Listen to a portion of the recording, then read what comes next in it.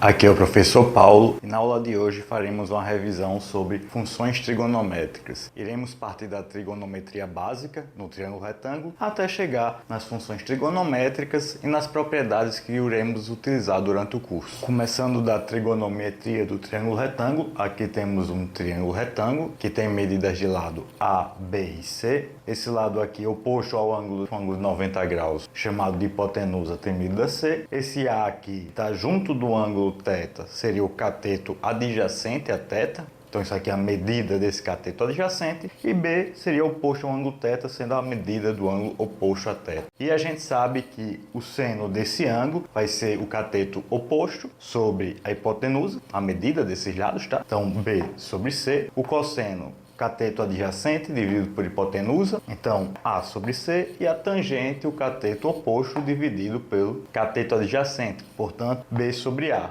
Então, dessa maneira, a gente consegue encontrar quem seria o seno, o cosseno e a tangente para ângulos agudos, ou seja, ângulos que são menores que 90 graus. Por que isso? Porque num triângulo retângulo, ambos ângulos que não são o ângulo reto são ângulos agudos. Então, com isso daqui, a gente consegue encontrar o seno, cosseno e tangente para ângulos agudos. Perceba também que o seno, o cosseno e a tangente de um ângulo não varia de acordo com esse lado aqui. Por exemplo, aqui eu desenhei alguns triângulos. Esse triângulo aqui, ABC, é o mesmo que está lá do outro lado, certo? Então esse ângulo é o mesmo ângulo θ. Aqui eu dobrei o lado A, certo? Então esse triângulo maior, triângulo retângulo maior, tem lado 2A aqui, tem lado 2B aqui e tem lado 2C aqui. E esse ângulo continua o mesmo. E esse menorzinho aqui em azul, na verdade, em vez de dobrar os lados, eu peguei o triângulo que eu já tinha lá e diminuí pela metade os lados. Vamos ver quem seria o seno, o cosseno e a tangente desse triângulo maior aqui. Então, o seno seria quem? Seria, vamos botar aqui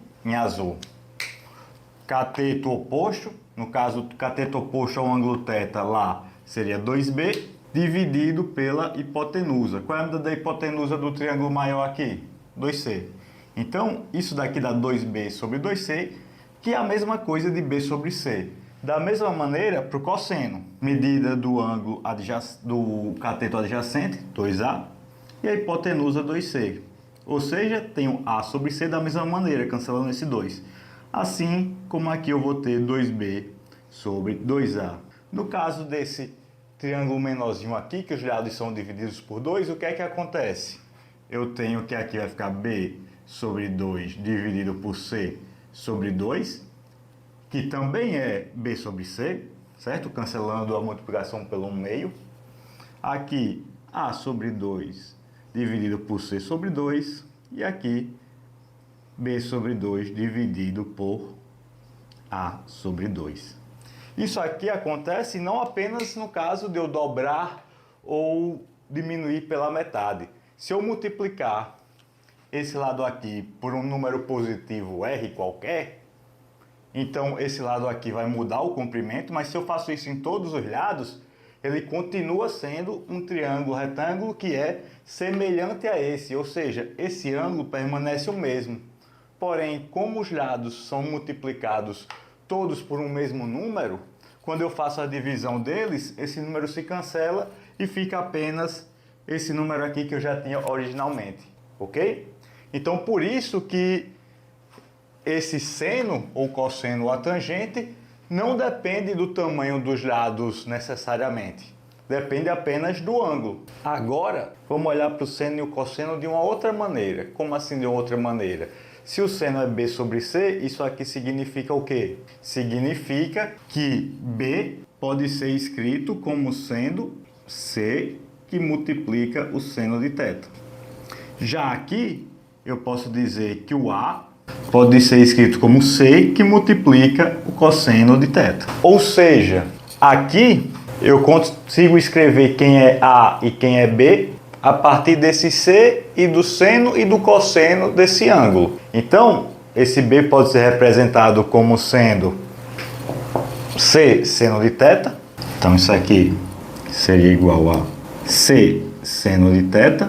E esse A como sendo C vezes o cosseno de θ. Por que é interessante eu escrever dessa maneira? Vamos olhar como é que ficaria um ponto aqui no plano cartesiano, mais precisamente um ponto ali no primeiro quadrante. Quais seriam as coordenadas desse ponto aqui? As coordenadas desse ponto seriam x0, y0, ok? No eixo x, x0, no eixo y, y0. Eu posso olhar isso de outra maneira? Posso. Aqui eu vou fazer um segmento que liga a origem até esse ponto em questão. Perceba que ao fazer esse segmento, que ângulo eu tenho aqui? Um ângulo reto. Então eu posso falar da trigonometria nesse triângulo retângulo aqui, com esses 3 pontos. Quem seria a hipotenusa nesse caso? Esse cara aqui. Se esse é um ângulo que eu estou falando, o ângulo θ, esse cara daqui seria o cateto adjacente a θ e esse daqui o cateto oposto a θ. Então, como é que eu teria em termos de medida aí? Para falar das medidas, eu já tenho quem é esse e quem é esse. Essa medida aqui é x0, essa medida aqui é y0. Como é que eu faço para descobrir essa medida que está aqui em cima? Posso utilizar o teorema de Pitágoras, certo? Então essa medida aqui de cima vai ser a raiz quadrada desse ao quadrado mais esse ao quadrado. Ou seja, esse cara que está aqui em cima vai ser raiz quadrada de x0 ao quadrado mais y0 ao quadrado. Dessa maneira, eu consigo escrever esse x0 ou pelo próprio x0 daqui ou através dessa maneira aqui, assim como o y0. Então, fazendo a analogia aqui, quem é y0 ali? É o b. B é quem? É c seno de θ, sendo que quem é c aqui? É essa raiz aqui. Então, esse y0 pode ser escrito como sendo esse cara daqui, que é esse comprimento, raiz quadrada de x0 ao quadrado mais y0 ao quadrado, vezes quem? Vezes o seno desse ângulo aqui, θ. Já o x0 vai ser igual a quem? Ao c vezes o cosseno de θ. O c, nesse caso, é a medida da hipotenusa, que é essa raiz também, novamente, vezes o cosseno de θ. Ou seja, eu posso representar esse ponto através de x0 e y0, que seriam as coordenadas desse ponto, mas se eu tenho quem é esse comprimento e quem é esse ângulo, eu posso escrever também esse ponto através de uma outra maneira, que seria através disso daqui. Então eu posso escrever isso aqui como sendo x0 quadrado, y0 ao quadrado, vezes, quem é x0 aqui? É o cosseno, né? Cosseno de θ. E na coordenada y, x0 ao quadrado mais y0 ao quadrado, vezes o seno de θ. Então isso daqui parece ser mais difícil do que eu tinha, mas muitas vezes a gente vai ter só esse ângulo e essa medida aqui. Se eu tenho o ângulo e esse comprimento, eu posso chegar a quem é esse ponto aqui através disso daqui. Então, aqui no exemplo bem simples, a gente tem um triângulo retângulo com hipotenusa 12. Esse ângulo aqui mede 30 graus, eu quero saber quem é A e quem é B. Para isso, eu vou utilizar a fórmula que eu acabei de encontrar, que esse cara daqui é igual a comprimento da hipotenusa 12 vezes o cosseno desse ângulo, ou seja, o cosseno de 30 graus, e que esse cara daqui é igual a 12 vezes o seno de 30 graus. Então, quem seria o cosseno de 30 graus? Cosseno de 30 graus, lembrando lá do colégio, vai ser raiz de 3 sobre 2, de tal maneira que esse A é 12 vezes isso, que vai ser 6 raiz. Já aqui, eu tenho um seno de 30 graus, que é 1/2, então esse B vai ser igual a 12 vezes 1/2, que é igual a 6. Então, essa é a medida desse lado e essa é a medida desse lado aqui.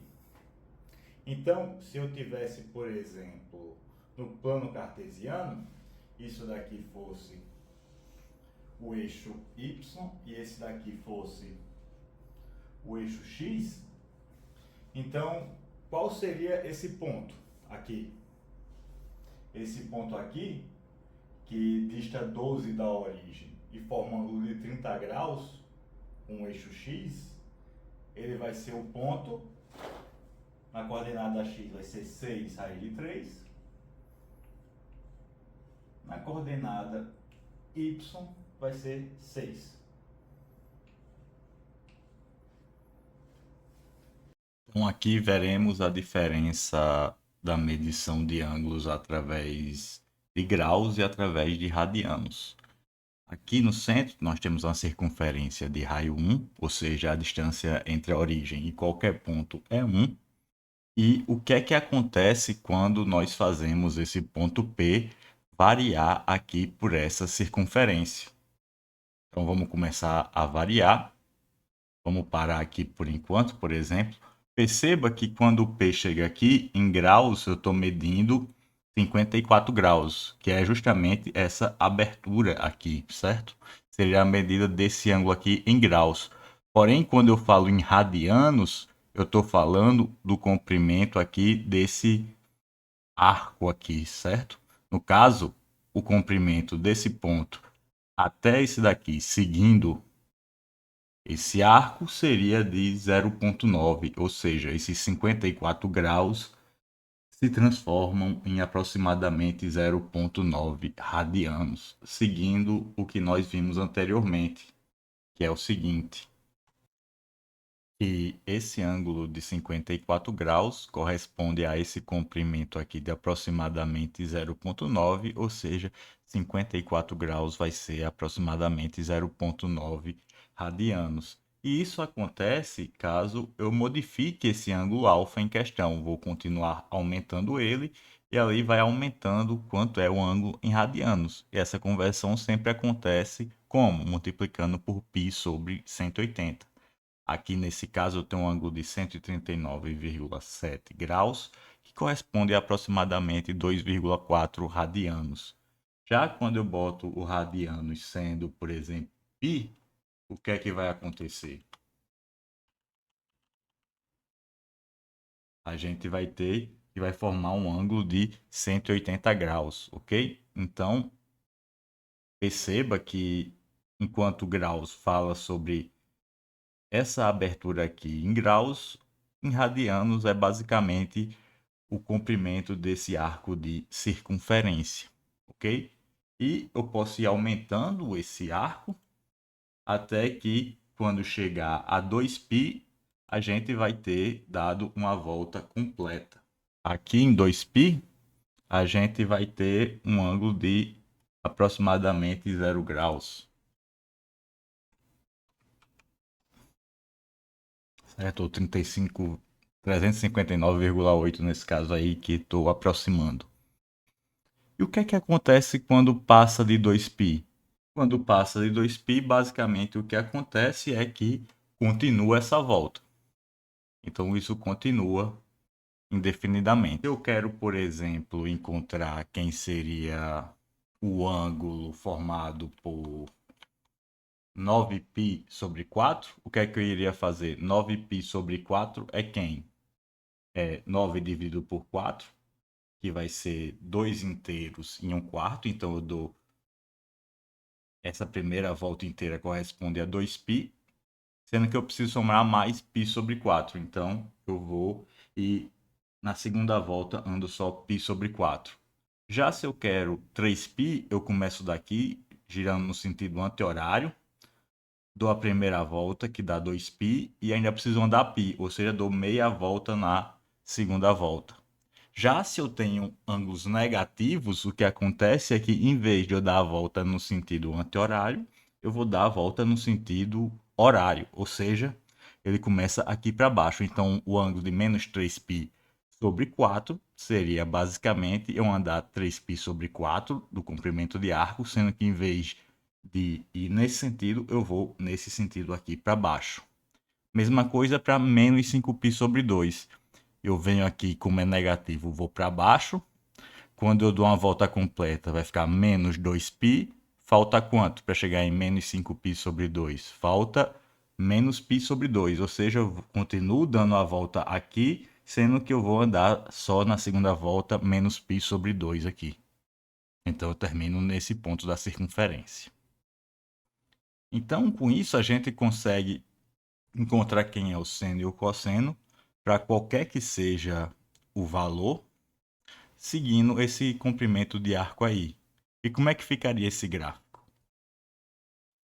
Então, o gráfico dessa função da seno, por exemplo, que é justamente a projeção aqui no eixo y, vai ser quem? Eu vou botar aqui esse ponto P para percorrer, e aqui do lado eu vou desenhar quem seria a projeção desse ponto P aqui no meu eixo y, ok? Vamos ver o que é que acontece.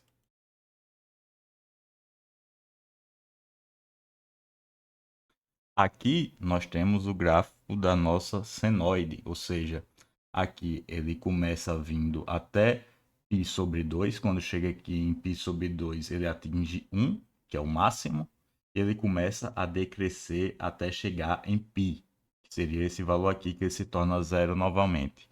Passou do π, ele fica negativo, já que eu estou projetando ele aqui embaixo, certo? Ele vai até o menos 1 em 3π sobre 2, e volta a crescer novamente até chegar em 2π, que ele zera novamente. E esse ciclo se repete. Então, esse seria o gráfico da senoide na parte positiva. Como é que seria a parte negativa?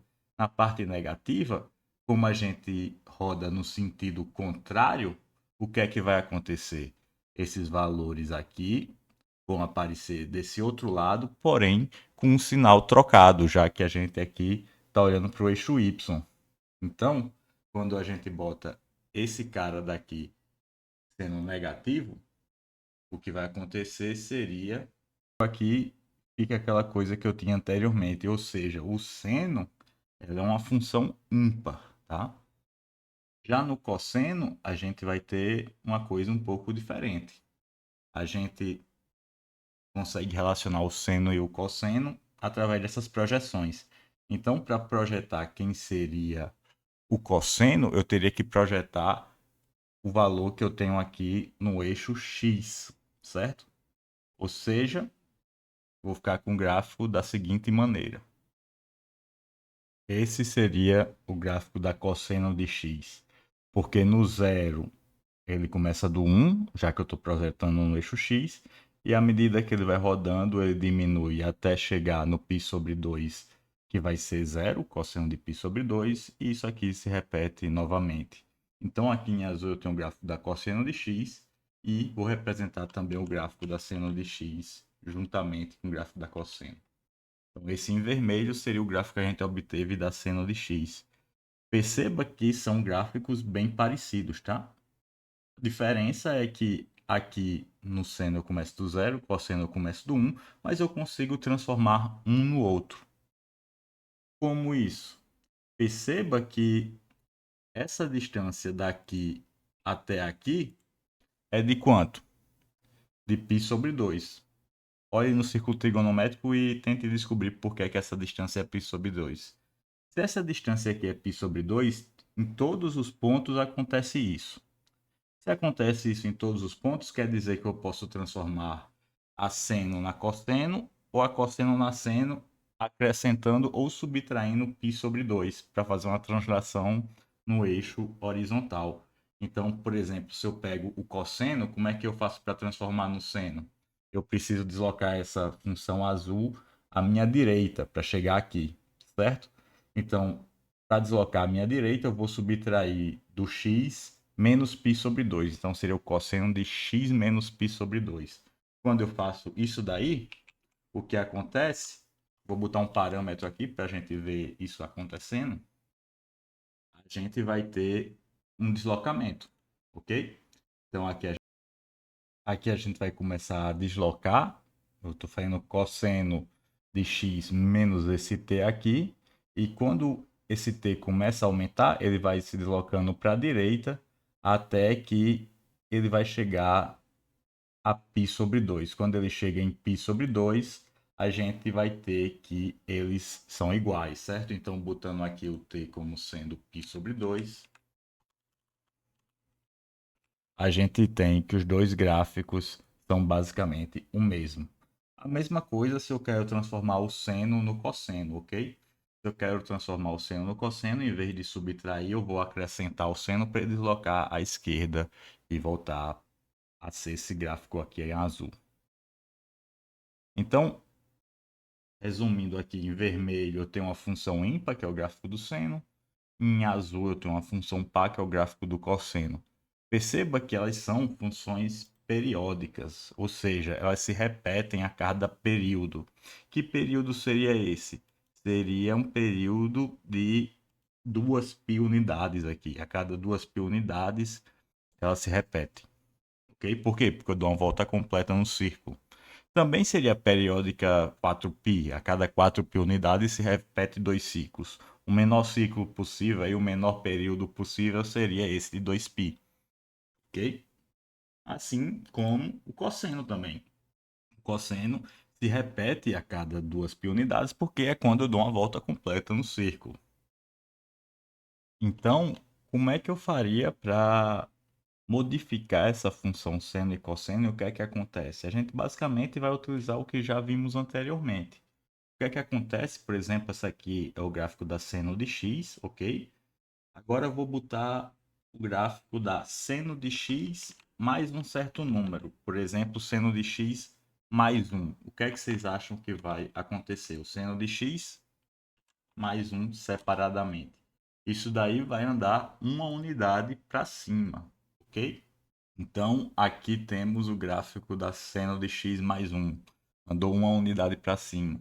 Se fosse o gráfico de seno de x menos 1, qual seria a diferença? Que em vez de andar para cima, esse gráfico da seno de x em vermelho iria para baixo. Então, a seno de x menos 1 vai para baixo.